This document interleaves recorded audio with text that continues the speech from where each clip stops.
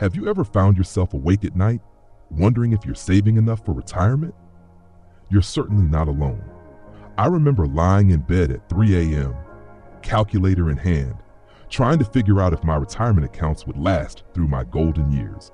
That anxiety is something so many of us share, but today, I want to help ease those concerns by walking you through everything you need to know about planning for a secure, comfortable retirement.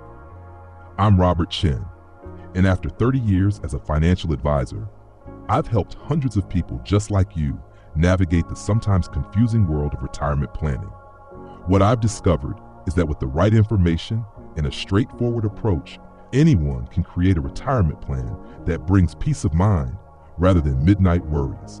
Throughout this video series, we'll explore the essential elements of retirement planning, from determining how much you'll need and the various saving vehicles available, to investment strategies that work at different stages of life, and finally, how to create sustainable income once you've stepped away from your career. But today, we're starting with the fundamentals, understanding what retirement means for you and building the foundation of your personal retirement strategy. John Wooden, the legendary basketball coach, once failing to prepare is preparing to fail. When it comes to retirement, preparation isn't just about money. It's about creating the life you want to live in your later years. And the good news is that it's never too late to start or adjust your plan. Now you might be thinking, but Robert, I should have started saving decades ago, or the financial world is too complicated for me to understand. Let me reassure you, I've worked with clients who began their retirement planning in their 60s and still created comfortable, secure retirements. The key isn't when you start, but that you start with clear understanding and consistent action. Let's begin by redefining retirement itself. For our parents' generation, retirement often meant a gold watch at 65, followed by years of leisure. Today, retirement has transformed into something far more dynamic. Many of us envision decades of active living that might include part-time work, new careers, volunteering, travel, education, or pursuing passions we never had time for during our working years. This evolution of retirement means our financial planning needs to evolve too. The question isn't simply, how much money do I need, but rather, what lifestyle do I want to maintain, and for how long? Take a moment now to envision your ideal retirement. What does your typical day look like? Where are you living? What activities fill your time? Are you traveling, volunteering, spending time with family, pursuing hobbies, or perhaps working part-time in a field you're passionate about? This vision is essential because it becomes the foundation of your entire retirement plan. Different visions require different financial strategies. A retirement filled with international travel will require more resources than one focused on local community involvement and family time. Neither is better than the other. They're simply different paths requiring different preparations. Once you have a vision, we need to address the million-dollar question. Quite literally, how much money will you need? While financial advisors often suggest you'll need 70 to 80% of your pre-retirement income, I find this rule of thumb too simplistic. Instead, I encourage a more personalized approach. Start by estimating your essential expenses in retirement: housing, food, utilities, healthcare, transportation, and insurance. Next, add your desired discretionary expenses: travel, hobbies, entertainment, and gifts. Don't forget to factor in inflation. What costs $1,000 today could cost $1,800 in 20 years with just a 3% annual inflation rate. Healthcare deserves special attention in your planning. According to recent studies, a 65-year-old couple can expect to spend around $300,000 on healthcare throughout retirement, not including long-term care. Medicare covers approximately 80% of routine costs, but supplemental insurance is often necessary to cover the gap. Long-term care insurance is something to consider as well, particularly if longevity runs in your family. This might sound overwhelming, but remember, we're breaking it down into manageable pieces. Think of retirement planning as a journey rather than a destination, with adjustments along the way. Now, let's talk about the 3 pillars of retirement income that will support your lifestyle: Social Security, employer retirement plans, and personal savings. Social Security remains a foundational element of retirement for most Americans, typically replacing about 40% of pre-retirement income. The age at which you claim benefits significantly impacts your monthly payment. While you can begin collecting at 62, your benefit increases approximately 8% for each year you delay until age 70. For many, waiting to claim can mean tens of thousands of additional dollars over a lifetime. I worked with a client named Margaret who was determined to claim benefits at 62, the earliest possible age. After we analyzed her situation, including her excellent health and family history of longevity, she decided to wait until 70. That decision increased her monthly benefit by 76%, from $1,400 to $2,460 per month, a difference that has dramatically improved her quality of life. To get an estimate of your benefits, create an account at ssa.gov. The Social Security Administration provides personalized estimates based on your actual earnings history, which makes planning much more accurate. The second pillar is employer retirement plans, such as 401ks, 403bs, or pension plans. If you have access to an employer plan, particularly one with a matching contribution, maximizing this benefit should be a top priority. That employer match is essentially free money, an immediate 50 to 100% return on your investment that you won't find anywhere else. For those over 50, take advantage of catch-up contributions, an additional $7,500 above the standard limit for 401ks in 2025. These catch-up provisions are designed specifically for us to accelerate our savings as retirement approaches. The third pillar is personal savings and investments, including individual retirement accounts, Roth IRAs, brokerage accounts, real estate, and other assets. This pillar gives you the most control and flexibility, allowing you to tailor your strategy to your specific situation. For most people, I recommend contributing to retirement accounts in this order. First, contribute enough to your employer plan to get the full match. Second, max out a Roth IRA if you're eligible. The income limits are $153,000 for singles and $240,000 for married couples in 2025. Third, return to your employer plan and contribute up to the maximum. Finally, consider taxable investment accounts for additional savings. This approach optimizes tax advantages while maintaining flexibility. Roth accounts are particularly valuable for tax diversification, as they provide tax-free withdrawals in retirement when your other income sources may be taxable. Take another moment to consider, which of these three pillars currently forms the strongest part of your retirement foundation? Which needs the most attention in the coming years? Now, let's address what I call the retirement mindset shift, the transition from accumulation to preservation and distribution. Throughout our working years, we focus on building wealth.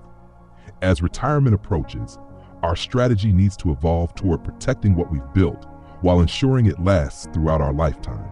This shift typically begins about 5 to 10 years before retirement and involves gradually reducing portfolio risk. I recommend what I call the bucket strategy, dividing your assets into 3 categories based on when you'll need them. The first bucket contains cash and cash equivalents for immediate expenses 1 to 2 years. The second bucket holds moderate risk investments for mid-term needs, 3 to 10 years. The third bucket contains growth-oriented investments for long-term expenses, 10 plus years. This approach allows you to remain invested for growth while protecting the assets you'll need soon from market volatility. It also provides significant psychological comfort during market downturns, knowing your immediate needs are secured. One of the most common questions I hear is, what if I haven't saved enough? If your calculations show a gap between your retirement needs and your projected resources, you have several powerful levers to adjust. First, consider extending your working years, even part-time. Even a few additional years of income can significantly impact your financial security by allowing your investments more time to grow, increasing your Social Security benefits, and reducing the number of years your savings must last. Second, reassess your retirement lifestyle. Small adjustments to your vision, like traveling during off-peak seasons or relocating to a lower-cost area, can substantially reduce your required savings. Third, look for ways to increase your saving rate now. Many of my clients have found that they can comfortably increase their savings by 1 to 2% each year without feeling deprived. Over time, these incremental changes compound dramatically. As we near the end of our first session together, I want to emphasize that retirement planning isn't about deprivation today for some distant tomorrow. It's about making informed choices that balance your current needs with your future well-being. In our next session, we'll explore investment strategies in greater detail, how to allocate your assets based on your time horizon, risk tolerance, and retirement vision. We'll discuss how to evaluate investment options, understand risk, and build a diversified portfolio that can weather market fluctuations while providing the growth you need. Until then, I encourage you to take 3 specific actions this week. First, spend time developing your retirement vision. Write down what you want your retirement to look like in as much detail as possible. Second, create an account at ssa.gov to understand your projected Social Security benefits. And third, take inventory of all your retirement accounts and assets to establish your current position. Remember the words of author Annie Dillard: "How we spend our days is, of course, how we spend our lives." The choices you make today are creating your tomorrow.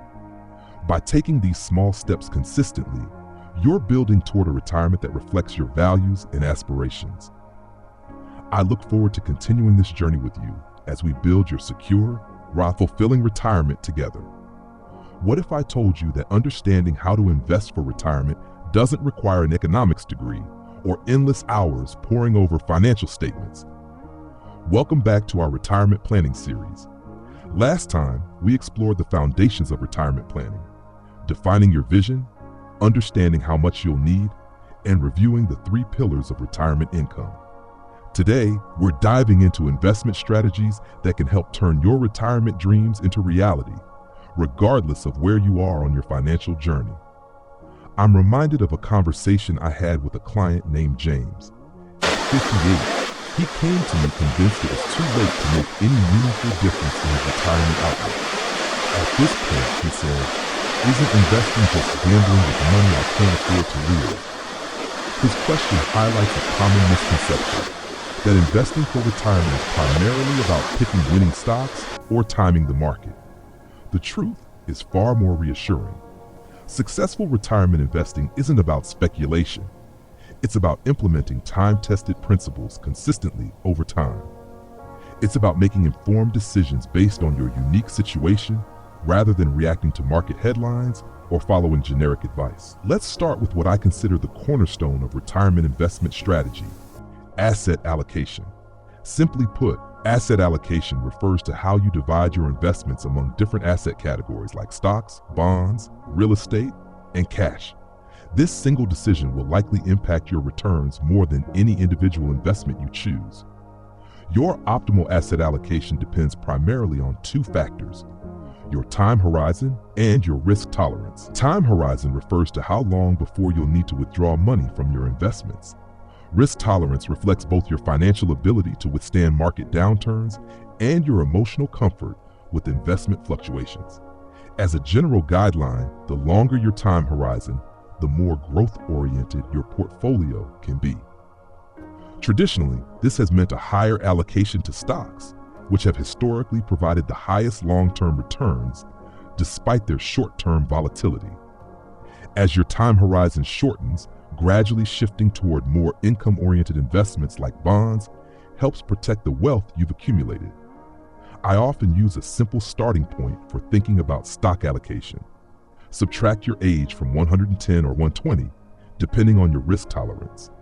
The resulting number suggests a reasonable percentage for stock investments. For instance, a 60-year-old might consider having between 50 to 60% in stocks. However, this is just a starting point. Your personal circumstances might suggest a different approach. Take a moment to consider. How would you react if your investments dropped 20% in a single month? Would you lose sleep? Sell everything? Or would you see it as a potential buying opportunity? Your honest answer provides valuable insight into your true risk tolerance. Beyond basic asset allocation, diversification adds another layer of protection to your portfolio. Diversification means spreading your investments across and within asset classes to reduce risk. Think of it as not putting all your eggs in one basket or even one type of basket.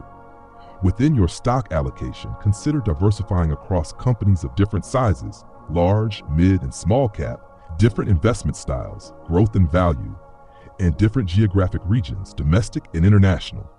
Similarly, your bond allocation might include government, municipal, and corporate bonds of varying durations. For most retirees and pre-retirees, I recommend simplifying this diversification through low-cost index funds or exchange-traded funds, ETFs. These investment vehicles provide instant diversification by holding hundreds or thousands of individual securities, all within a single fund.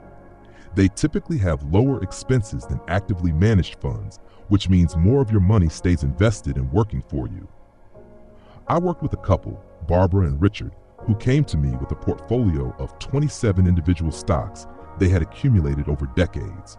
While they had some winners, they also had significant concentration risk in certain sectors.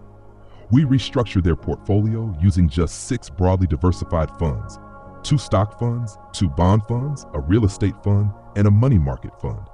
This approach dramatically reduced their risk while actually improving their portfolio's overall expected return.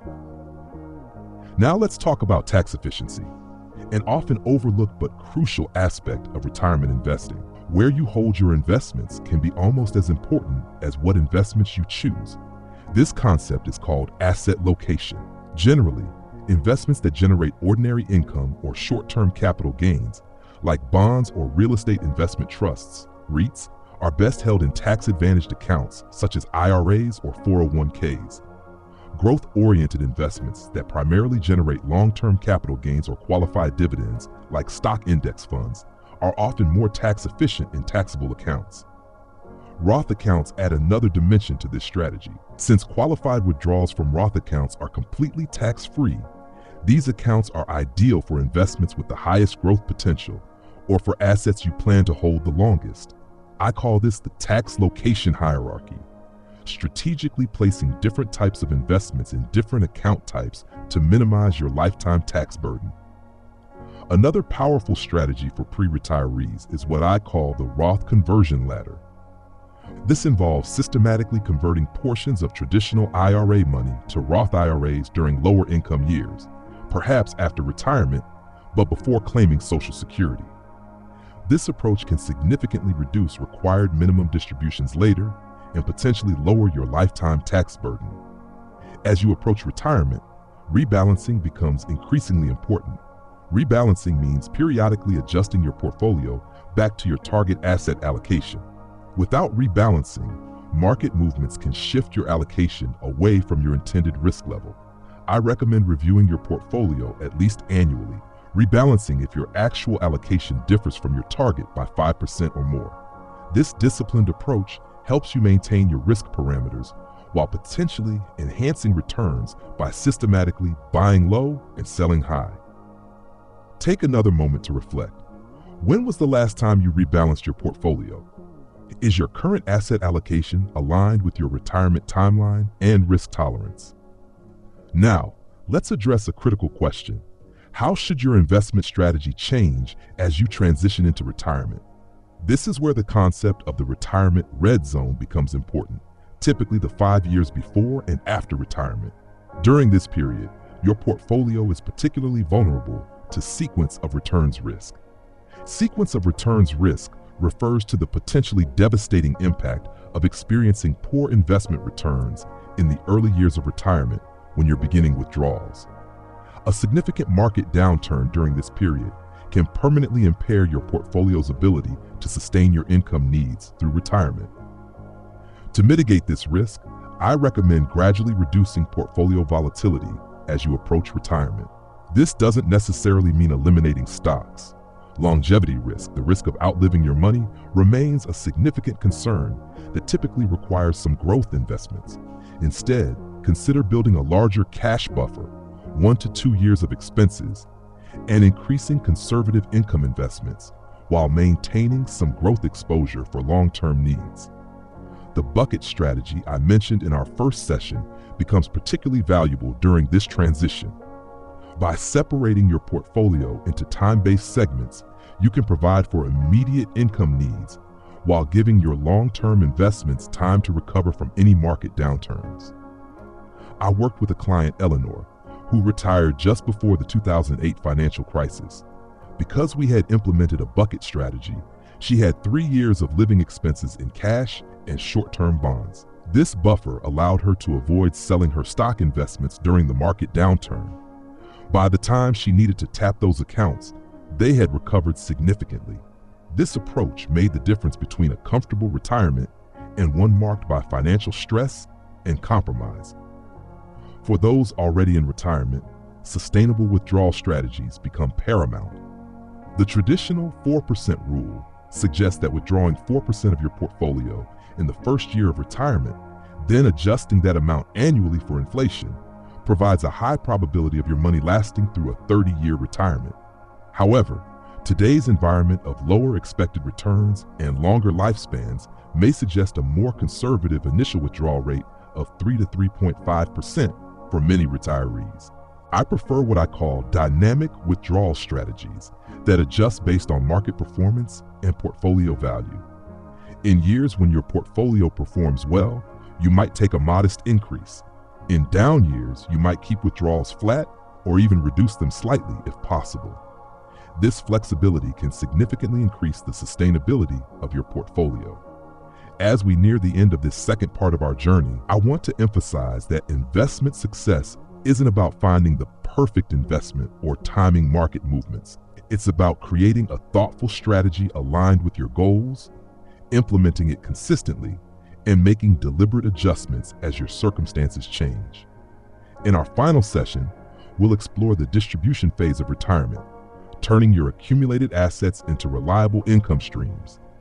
We'll discuss withdrawal strategies in greater detail, explore the role of guaranteed income sources like annuities, address healthcare planning, including Medicare and long-term care, and discuss legacy planning for those who wish to leave assets to loved ones or charitable causes. Until then, I encourage you to take these 3 actions. First, determine your current asset allocation and compare it to the guidelines we discussed today. Second, check whether your investments are appropriately located from a tax perspective. And third, ensure you have a regular rebalancing strategy in place, either through automatic rebalancing in your retirement accounts or calendar reminders for annual portfolio review. As Warren Buffett wisely noted, the most important investment you can make is in yourself. By taking the time to understand these investment principles and apply them to your situation, you're making exactly that kind of investment, one that will pay dividends throughout your retirement years. I look forward to completing our retirement planning journey with you in our next session, where we'll focus on creating sustainable income that supports the retirement lifestyle you desire and deserve. Do you remember playing with building blocks as a child? How the satisfaction came not just from stacking them, but from seeing the completed structure? I've found that creating retirement income is much the same way. Welcome to the final part of our retirement planning series. We've covered the foundational aspects of retirement planning and investment strategies, and today we're focusing on the culmination of all that preparation, turning your retirement savings into reliable, sustainable income. This is the phase many of my clients find most challenging. After decades of saving and investing, the psychological shift from accumulation to spending can be surprisingly difficult. One client, Martha, told me she was more anxious about spending her retirement savings than she had been about building them. "I've spent 40 years watching this number grow," she said. "Now I'm supposed to watch it shrink?" Martha's concern is common and understandable. Today, I want to help you approach the distribution phase with confidence by showing you how to create income streams that can last throughout your retirement while still accommodating the lifestyle you've envisioned. Let's begin by exploring what I call the retirement income hierarchy, organizing your income sources from most to least secure. At the foundation are guaranteed income sources, Social Security, pensions, and annuities. These provide predictable income regardless of market conditions. The middle tier consists of systematic withdrawals from your investment portfolio. The top tier includes irregular income sources like part-time work, rental income, or periodic sales of assets. Ideally, your guaranteed income sources would cover all your essential expenses: housing, food, healthcare, utilities, transportation, and insurance. This arrangement creates tremendous peace of mind, knowing that your basic needs are met regardless of market fluctuations. For many retirees, however, there's a gap between guaranteed income and essential expenses. That's where strategic withdrawals from your investment portfolio come in. Let's explore the most effective approaches to creating sustainable income from your investments.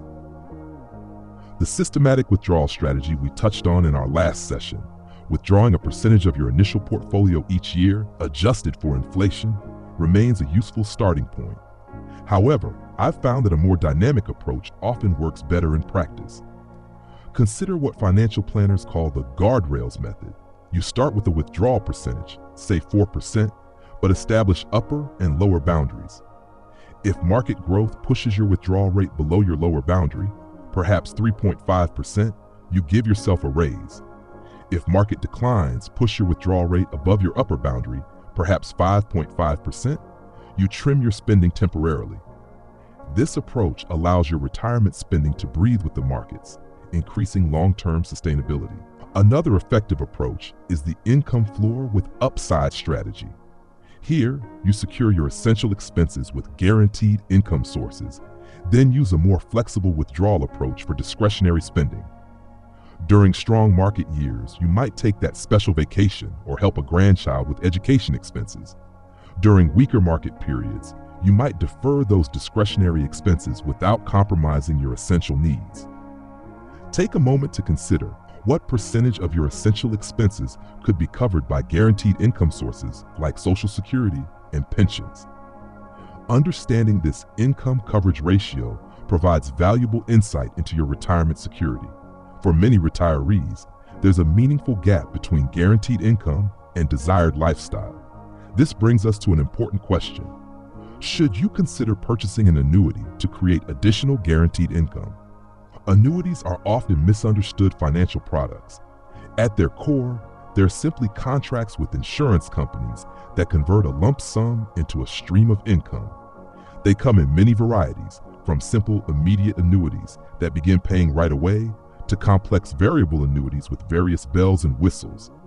I find that simple immediate or deferred income annuities can be valuable tools for some retirees. These products essentially allow you to buy your own pension, creating lifetime income you can't outlive. The primary advantage is security. Payments continue regardless of market performance or how long you live. The main disadvantage is reduced flexibility. Once you purchase an annuity, those funds typically can't be reclaimed as a lump sum.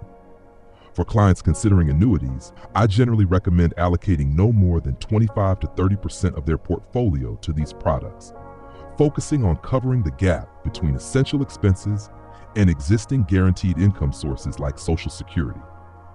I worked with a couple, David and Julie, who had accumulated $800,000 in retirement savings but had no pension. After calculating that their Social Security would cover only about 60% of their essential expenses, they felt anxious about market risk. We ultimately used $200,000 to purchase a joint life immediate annuity that, combined with their Social Security, covered all their essential needs. The remaining $600,000 stayed invested for growth and discretionary expenses. This balanced approach gave them both security and flexibility.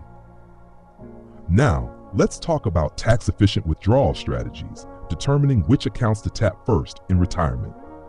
The conventional wisdom suggests withdrawing from taxable accounts first, then tax-deferred accounts like traditional IRAs, and finally tax-free accounts like Roth IRAs. While this approach works as a general guideline, a more nuanced strategy often provides better results. Instead of thinking sequentially, consider each year's tax situation. The goal is to manage your taxable income to remain in lower tax brackets throughout retirement, rather than having very low income in early retirement followed by higher income later when required minimum distributions (RMDs) begin. This might mean taking some traditional IRA distributions before RMDs become mandatory at age 73, even if you have taxable account funds available. It might also mean performing strategic Roth conversions during lower income years to reduce future RMDs. Tax projection software can be invaluable for this planning, and this is an area where working with a financial professional can provide significant value. Healthcare planning is another critical component of retirement income strategy. Medicare begins at age 65, but it doesn't cover all healthcare expenses. You'll need to budget for premiums, deductibles, co-pays, and services not covered by Medicare, such as most dental, vision, and long-term care. For a typical 65-year-old couple retiring today, healthcare costs will likely exceed $300,000 throughout retirement, accounting for inflation. I recommend setting aside specific funds for healthcare expenses or ensuring your income plan includes adjustments for increasing healthcare costs. Long-term care deserves special attention. With nursing home costs averaging over $100,000 annually and Medicare covering only limited skilled nursing care, an extended long-term care need can quickly deplete retirement savings. Options for addressing this risk include traditional long-term care insurance, hybrid policies that combine life insurance or annuities with long-term care benefits, self-funding through dedicated savings, or spending down assets to qualify for Medicaid. Each approach has advantages and disadvantages. There's no one-size-fits-all solution. The right choice depends on your assets, health history, family longevity, and personal preferences about care. This is another area where professional guidance can be particularly valuable. Now let's discuss required minimum distributions, RMDs, which currently begin at age 73 for traditional retirement accounts. These mandatory withdrawals can significantly impact your tax situation and overall income plan. The retirement legislation passed in recent years, Secure Act and Secure 2.0, brought several changes to RMD rules, including a gradual increase in the starting age to 75 by 2033. It's important to understand that RMDs are minimum requirements. You can always withdraw more if needed. However, failing to take the required amount results in substantial penalties, currently 25% of the amount not taken, reduced to 10% if corrected promptly.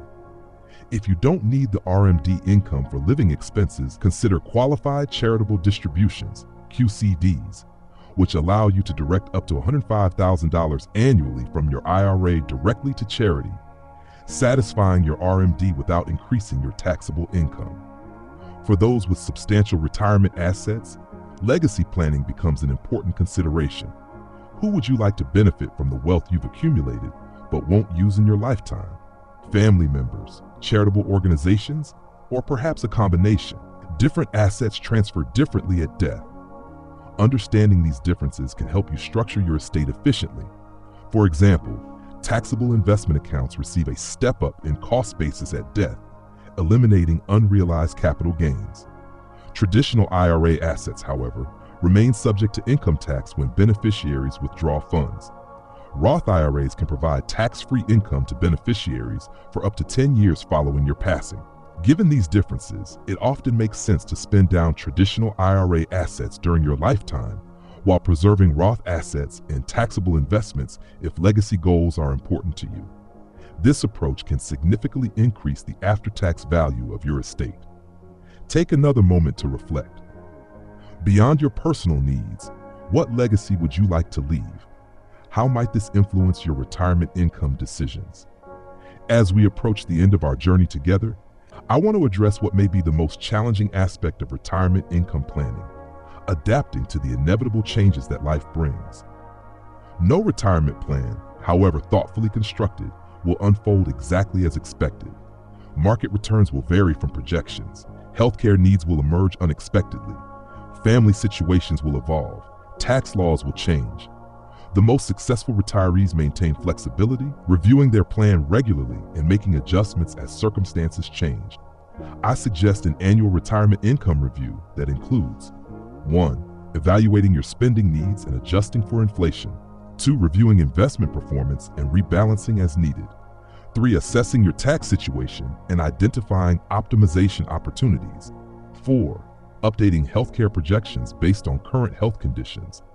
5. Revisiting estate planning to reflect any changes in goals or family circumstances. These regular check-ins allow for minor course corrections, preventing the need for major overhauls later. Think of it as similar to how small adjustments to a ship's rudder can prevent dramatic course changes down the line. Before we conclude, let me offer these 5 actionable steps you can implement immediately to enhance your retirement income security. First, create a detailed retirement budget that distinguishes between essential and discretionary expenses. This clarity forms the foundation of effective income planning. Second, maximize your Social Security benefits by developing a claiming strategy that considers your health, family longevity, and other income sources. For married couples, coordinating claims can increase lifetime benefits by tens of thousands of dollars. Third, consolidate retirement accounts where appropriate. Many people enter retirement with multiple 401ks and IRAs accumulated throughout their careers. Consolidating these accounts without triggering taxes can simplify management and improve coordination. Fourth, establish a cash reserve of 1 to 2 years of expenses beyond guaranteed income. This buffer provides peace of mind and prevents forced liquidations during market downturns. Finally, develop a tax projection for your first 5 years of retirement. Understanding your future tax situation allows you to make proactive decisions about account withdrawals and Roth conversions. As we close our time together, I want to share something a client told me after successfully transitioning into retirement. She said, "I spent so much time worrying about having enough.